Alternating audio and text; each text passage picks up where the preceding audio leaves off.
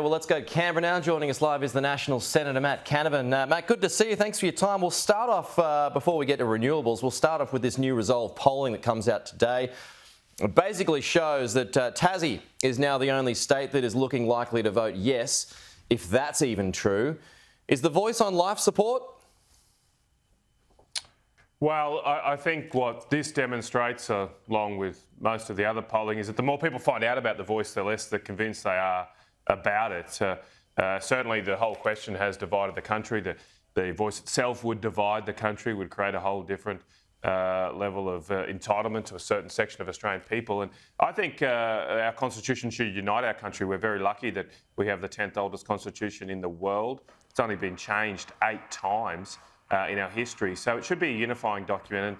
And hopefully we can get back to that unity once this voice question goes down in a few weeks' time. Do you think that will happen? I mean, regardless of whatever the result is after October 14, will it go back to unity?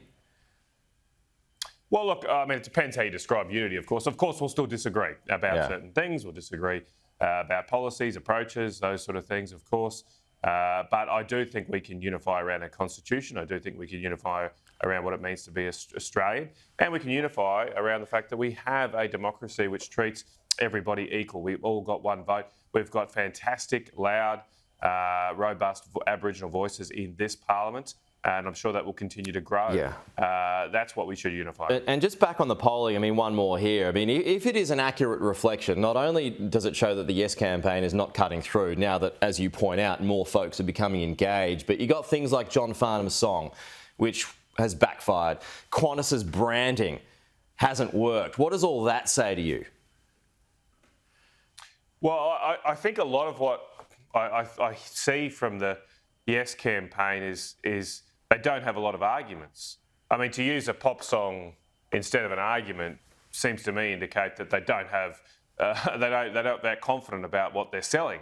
To constantly talk about constitutional recognition and gloss over the fact that actually this is all about, mostly about creating a whole separate body that makes decisions and potentially influences policy in this country. That to me just shows that the bankruptcy of the campaign. They're very nervous about explaining the detail of this proposal to the Australian people because they know, and I think which has been proved true, that the more people find out about that detail, the stronger their no position is. Matt, you're calling for a moratorium on all large-scale renewable energy projects. Why? Well, I just don't think the current approaches are working properly. And I'll use a real-world example just near where I live. There's a 2,700 hectare solar farm that's had the only regulatory oversight has been from the local council. That's 4,000 football fields. It's 70 kilometres from the Great Barrier Reef. A landowner there will have to drive through 9 kilometres of solar panels to get to his house. He'll be driving for 10 minutes or more just through glass mirrors to get to his home. And there has not been a single proper environmental impact statement done, assessed by state or federal government authorities. But this is being repeated right across the country where we're seeing birds being killed, we're seeing koala habitats being destroyed, and there is hardly seem to be any oversight about what's going on with these international investors that are coming in and destroying our landscapes. There needs to be a better approach. Well, isn't this already happening? I mean, the government says all projects are already assessed under the Environmental Protections Act. Well, I've just used the Upper Calliope solar farm as an example. Not all projects are being assessed, and so neither is the Smoky Creek solar farm near where I am as well. So you think they're going to just wave through? Well, they're not even getting the wave. They're not even coming down to Canberra for assessment. These large-scale projects, and these have massive environmental impacts. They have huge impacts on local communities. They're dividing local towns, and there needs to be a better process in place. Now, I just think we need to pause this before we destroy our natural environment. The pace which this is going on is sort of staggers belief. And we need to get back to thinking about, well, what is the best way to produce energy in this country that has the least environmental impact? Right now, we're obsessed with one thing. We're obsessed with lowering our carbon emissions, even though the rest of the world is not doing that. And we seem to be ignoring all the other environmental impacts, like our rainforests, like the Great Barrier Reef, just like our natural landscape and beauty. Where rolling hills are nice, but lots of glass mirrors over them. It's not very nice to look at, is it? dovetails into my final question here. The Nationals, you had a failed push to abolish the policy of net zero by 2050. Is all well within the Nationals on that point?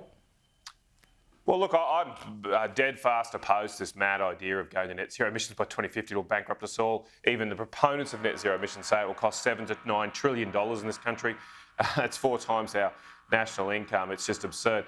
Now, unfortunately, we did actually have the net zero debate on the weekend. The motion was amended, so we might have to do that another time. But I just always get perplexed here with the people who, most of the people who support net zero often don't seem to actually believe in it or think we can actually achieve it. It's just it's a crutch of political convenience. And we can't keep telling lies to the Australian people about this. We need to get real about bringing their costs down, producing real could this be the power, subject of a move against David Littleproud eventually?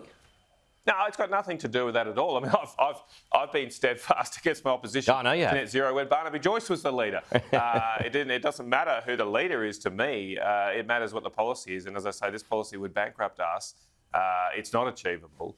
And it is already crushing the budgets of Australian families because we're on this madcap endeavour to try and change the temperature of the globe all by ourselves here from little Australia. Okay, Matt Canavan, we're out of time. Appreciate your time though, as always. We'll talk